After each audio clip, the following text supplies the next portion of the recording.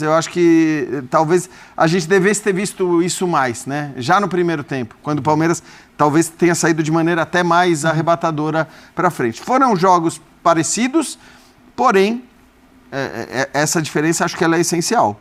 O Palmeiras, ele sai para o jogo porque ele precisava sair. Eu acho que... E o Flamengo, ele se defende dentro de um contexto também, que ele sabia que... Claro, correu muito risco de tomar o gol, né, depois do gol anulado do Lopes. Correu esse risco, é verdade. Mas eu acho que tem muito mérito do que o Flamengo fez no primeiro jogo. Jogar da maneira como o Flamengo jogou na primeira partida, com aquela intensidade, naquele primeiro tempo, criando... Porque o placar... Onde o 2-0 foi pouco. Então, exatamente, é isso que eu ia falar. Porque o placar não foi, talvez, um placar que tenha refletido o primeiro jogo. O 2-0 do primeiro tempo no Maracanã é pouco, e o Flamengo poderia ter feito 3 em pelo menos 2 oportunidades, poderia virar 4 no segundo tempo lá. E o Flamengo, o Abel, ele queria um pouco, quando ele vai ao Maracanã, ele escolheu um pouco onde ele posiciona o seu time. Hoje, acho que não necessariamente o Tite escolheu onde o time dele esteve posicionado. Foi o Abel empurra. O Abel empurra. Quando ele bota só o Aníbal ali, que ele bota os 4 por dentro, ele bota 2 pelo lado. Porque uma coisa, a gente já comenta muito aqui, é a pressão pelo movimento, é só o abafa. E hoje não. Hoje você tinha o Mike de um lado, você tinha o Caio Paulista do outro. Você tinha a bola que sim levantava. De algum jeito você sabia porque a bola estava levantando. Você tinha gente chegando por dentro, você tinha Veiga e você tinha Anderson. Você tinha o Rony com o Flaco, eu vi até eles trocando em alguns momentos. Em algum momento o Flaco foi lá empurrar e o Rony sai para tentar confundir. Então o Palmeiras Veiga com uma sabia liberdade o que ele estava não teve fazendo no primeiro e empurrando. Jogo. E aí o Flamengo fica quase sem respirar, uma coisa quase nas costas ali. E assim como no primeiro jogo, que o Palmeiras só vai respirar no primeiro tempo quando o Cebolinha sai, o Flamengo só vai respirar quando sai o Felipe e o Mike até se entender. E aí o Palmeiras obriga o Tite a mudar. Gerson cai para o outro lado, e não porque o Gerson flutua no esquema, não. Cai para o outro lado para resolver para o Luiz Araújo cair para a direita, porque a coisa não funcionava. Então, mas eu discuto um pouco a saída do Luiz Araújo ou de um jogador com essa característica, ainda mais vendo que o Cebolinha entrou.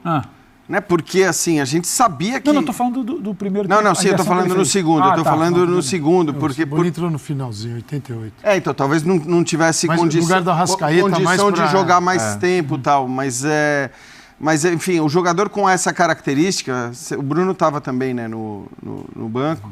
Eu acho que o jogador com essa característica, ele talvez fosse útil para o Flamengo levar mais perigo e, de repente, eu acho que para o Tite ter começado com o Luiz pela esquerda é que não dava pro Cebolinha. Pro Cebolinha. Não, que não dava os 90 minutos, é certo. O Luiz Araújo foi bem. Ele vai bem no segundo tempo com o campo, no Maracanã. Eu acho que é a diferença também. O Flamengo, ele vai bem tendo que atacar uma defesa do Palmeiras postada e ele vai bem tendo que sair em velocidade. O Palmeiras, ele praticamente não entra em campo no Maracanã. O Flamengo, em algum momento, no segundo tempo hoje, o Palmeiras escapou de viajar de volta para São Paulo com a coisa resolvida. Então, a superioridade lá, porque fica muito fresco o jogo de hoje. Mas a superioridade da semana passada era algo muito maior. Que buscou uma deficiência que ele enxergou no adversário. E o Tite faz o quê? Peraí, terceiro, 3, fortalece, deixa os laterais para bater com laterais do Palmeiras e tentar diminuir um pouco esse festival de cruzamentos. Agora, é mais difícil. Quando você pega o Palmeiras, naturalmente, embora no Maracanã não tenha acontecido isso, né? Você veja que você às vezes quer defender uma tese e o jogo te arrebenta. O Palmeiras, naturalmente, com seus titulares, se defende melhor do que o Flamengo. Porque Rony, ele vai morder, ele vai correr, ele vai pressionar. O Veiga faz isso, o Flaco Lopes... Mas Pedro e Arrascaeta não fizeram no início do jogo. Pedro, Arrascaeta e Gerson já tem mais dificuldade. Gente, e o Luiz Araújo também. Mas então, é o ônus e bônus dos jogadores exatamente. Que você tem. Mas a situação do Palmeiras, quando empurra, aí é o lance assim, o Palmeiras levou o Flamengo lá para trás. E o Flamengo, com os jogadores que tem, quer sair para jogar. O Flamengo não vai... Essa característica não é para o Flamengo... Tite chegou e falou, todo mundo, Luiz Araújo aqui atrás, todo mundo aqui atrás. O Flamengo veio até para ter um jogo mais confortável. Não conseguiu ter. Então, quando você exige que jogadores que normalmente têm dificuldade de marcação tenham que trabalhar muito, ele pode sofrer mais. Então, daí eu vejo a alteração no segundo tempo de tentar dar uma encaixadinha para impedir aquele festival de bolas que o Palmeiras colocava na área do Flamengo. Como não podia ser diferente, né? Tivemos as famosas tretas extracampo, né? Quantas você quer falar? Nossa, a gente tem fez de, uma... tem de ter mais Você é democrático, vocês escolhem. Eu só preciso colocar aqui um Veja a hora da VTzinho. Olimpíada agora chegar de novo. Porque quando a gente vem pro extracampo, já estou esperando a Olimpíada. Cara. Vamos lá. O negócio é o seguinte, a gente tem uns trechos aí de declarações de Braz, de Leila, enfim, etc. A gente vai falar de arbitragem. O Tite não. Abel não. Por que o Tite não?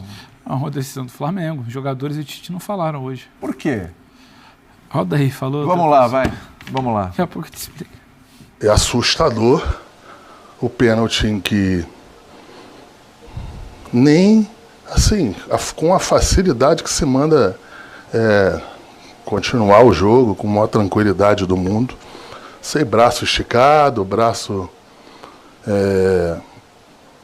um lance que muito tranquilo de se ver. Mais uma vez, o que me assusta é o VAR. Não é nem o juiz ali, porque o juiz pode, mais uma vez, não está coberto e não vê, mas depois, nas imagens, seria a coisa mais fácil do mundo. Com relação à expulsão do Abel, eu achei muito arbitrário, achei muito dura, não é? A expulsão. Eu achei muito mais, eu não sei, foi por ato gesto obsceno. O que eu achei obsceno foi a paciência que o árbitro teve, não é? Nas paralisações, nas ceras, entende? Isso eu achei obsceno, não é?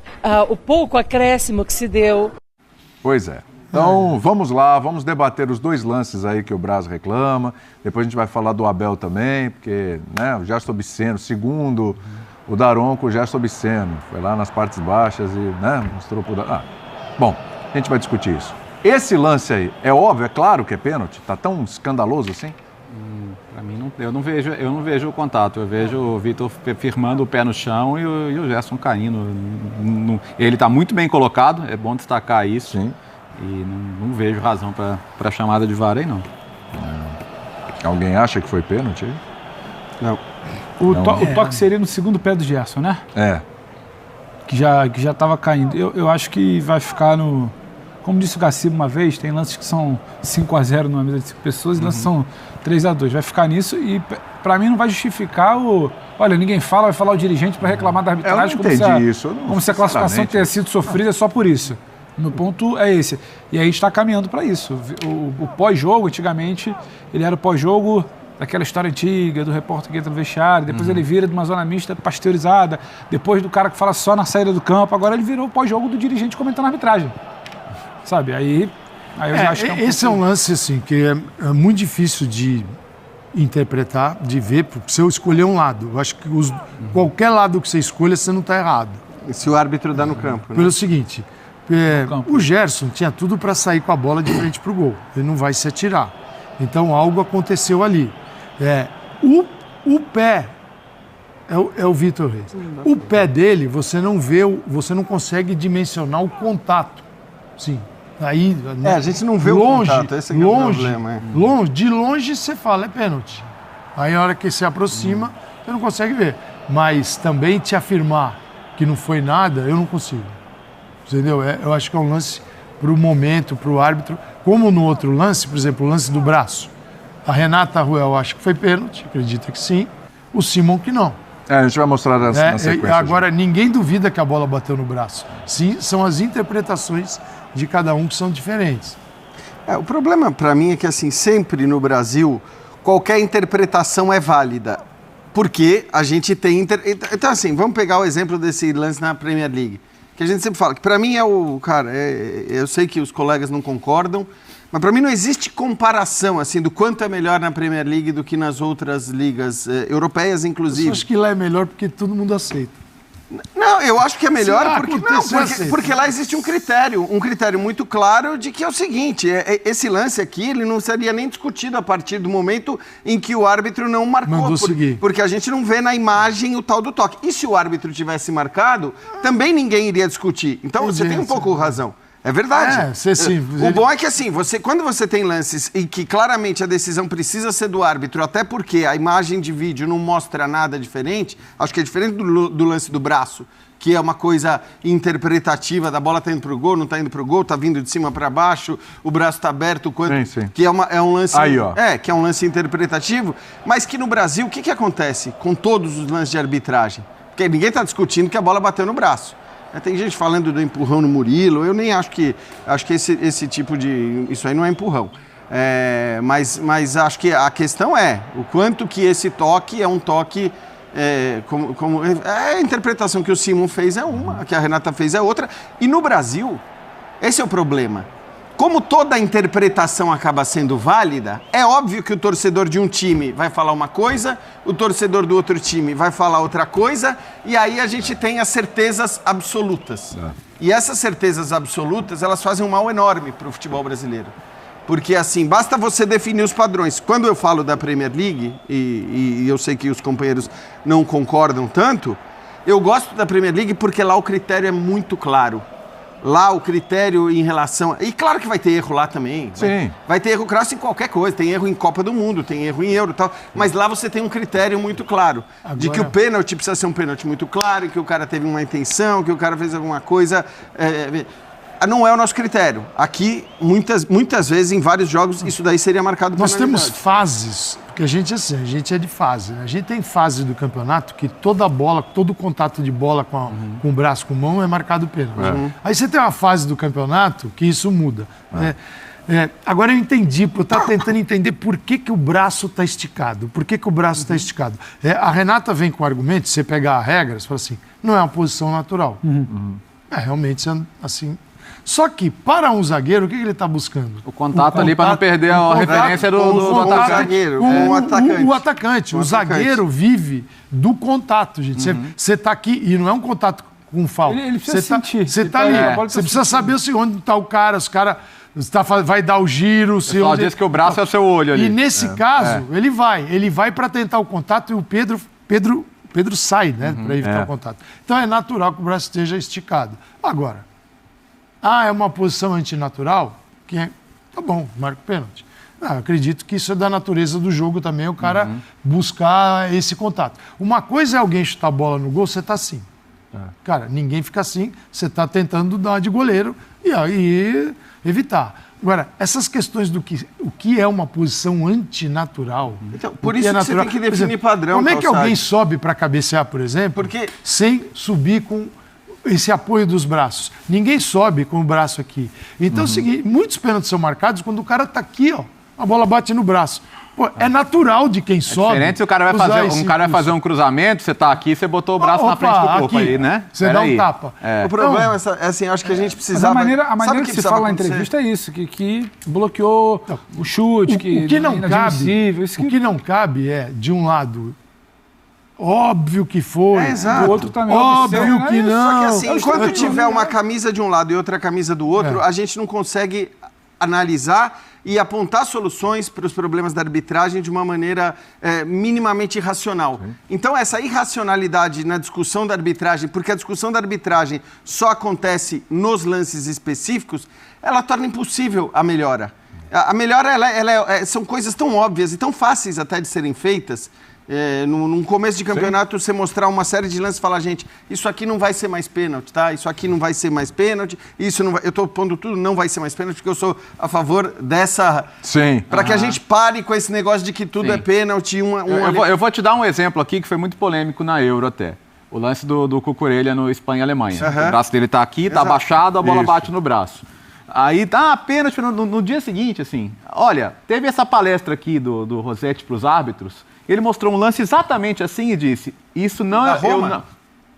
Na final da Liga Europa? E ele disse assim: neste lance, eu não espero que vocês marquem pênalti, porque existe uma biomecânica do corpo. Perfeito. E a gente quer que isso seja respeitado. Ponto. O árbitro foi apitar o jogo, tinha isso na cabeça, viu a bola bater aqui no braço e falou: não é pênalti. Não, só que isso não pode acontecer depois de um jogo. Porque depois de um jogo, vai ter sempre a contaminação clubista que acaba com qualquer Sabe um lance parecido? Desculpa, Willi. Sabe um lance parecido com esse? Brasil e Croácia, Copa de 2022. Eu não lembro quem era o cara, acho que era o Juranovic. Porque ele tá olhando pra cima assim, a bola bate no braço dele. Não é pênalti também. Sabe? E por isso que eu acho que isso aí também não é. Seria muito mais fácil pra gente que para ninguém encher o saco vai da falar gente. do- Fala assim, Claro que eu quero- que foram 2 pênaltis. Seria muito mais fácil. Falar, foi pênalti, foi pênalti. Exato. Acabou, não tinha nem Pronto, discussão. ninguém enche o saco, cara. Ó, tem mais 2 lances aqui, a gente está no pique. Quanto tempo mais de programa aí, Dimas? Vamos, 9 minutinhos ainda? Tá bom, 7, 8 minutos. Então vamos lá. O lance do gol do Palmeiras que foi anulado, Jean. Então, aqui, cara, tem uma coisa que eu assim, também... infelizmente, a gente tem 2 camisas envolvidas e o olhar vai ser em cima das camisas e tudo mais. Fica muito claro, na hora que a linha está sendo traçada ali, que é óbvio, você coloca 1 milímetro para cá, tá no ombro, coloca 1 milímetro para lá, tá no ombro, e onde você largar a linha, ele vai dar impedimento ou não impedimento. Qual é o problema disso ou como você resolve isso? Para mim também é uma questão muito clara e que tem que ser resolvida. Não adianta ficar reclamando desse tipo de lance. Porque esse tipo de lance, cara, assim, aonde quer que o cara coloque a linha ali, você vai ter que acatar e falar, o VAR trabalhou, traçou as 2 linhas e deu impedimento. Então não tem discussão. Se você quer essa coisa milimétrica, existe uma solução. Uma solução muito clara e que custa dinheiro. E que a CBF deveria, diante do ambiente de desconfiança que a gente tem no futebol brasileiro, deveria ser prioridade da CBF para a próxima temporada, para a segunda metade do campeonato, para o que quer que seja, que é o VAR semiautomático. Porque o VAR semiautomático, ninguém vai discutir, ninguém vai ficar falando que traçou a linha aqui, que traçou a linha ali, que é ridículo, que não é ridículo, vai ser milimétrico. Eu discuto que a gente tenha gols anulados por milímetros, porque não é o conceito. Eu também, cara. Eu sei, mas Me assim... incomoda muito. Mas no Brasil é melhor, William, porque você tem uma desconfiança tão grande sobre tudo, que é melhor que um computador, né, haja praticamente automaticamente, porque aí você não tem que traçar linhas, né? A única coisa que você pode errar é o momento que a bola está saindo do pé do jogador. Mas mesmo para isso... Precisa dar uma resposta. Isso. Só que ninguém... Pressionado, sob questão. Não dá pra Ninguém culpar pode o cara. garantir Isso. que a resposta de hoje, de ontem, de qualquer estádio que não tenha tecnologia decente, que nem a gente está vendo nos Jogos Olímpicos, né? O negócio você falou, ninguém fala nada. Tá ali, se é 1 milímetro e vale para todo mundo, tá tudo bem.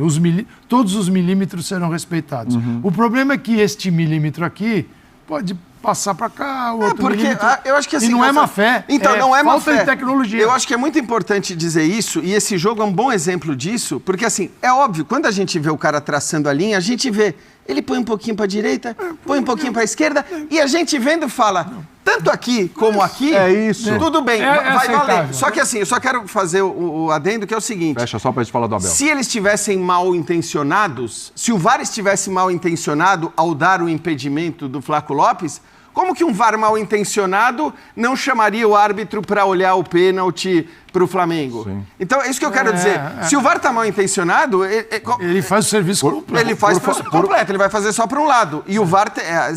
estão reclamando do VAR... nas 2 pontas, que não chamou para o pênalti e que anulou o gol do Palmeiras. Então não é má intenção. Por falar em VAR, desculpa, gente, só tô na correria aqui porque falta muito pouco para acabar. Eu não queria deixar esse lance... O Flamengo é um dos clubes mais tradicionais e vitoriosos do futebol brasileiro.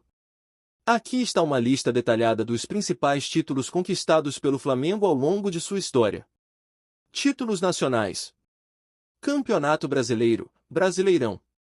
7 vezes, 1980, 1982, 1983, 1992, 2009, 2019, 2020.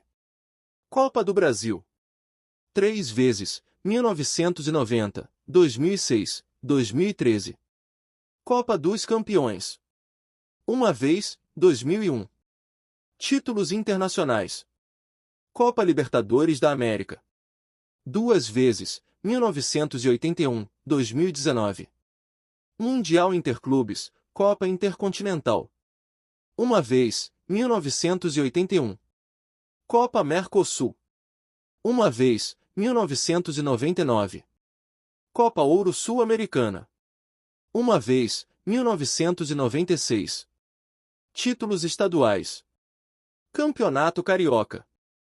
36 vezes, 1914, 1915, 1920, 1921, 1925, 1927, 1939, 1942, 1943, 1944, 1953, 1954, 1955, 1963, 1965, 1972, 1974, 1978, 1979, 1979, especial, 1981, 1986, 1991, 1996, 1999, 2000, 2001, 2004, 2007, 2008, 2009, 2011, 2014, 2017, 2019, 2020. Taça Guanabara. 24 vezes, 1970, 1972, 1973, 1978, 1979, 1980, 1981, 1982, 1984, 1988, 1989, 1995, 1996, 1999, 2001, 2004, 2007, 2008, 2011, 2014, 2018, 2020, 2021. Principais títulos conquistados pelo Flamengo ao longo de sua história. O clube tem uma enorme base de torcedores e uma trajetória marcada por grandes conquistas tanto a nível nacional quanto internacional.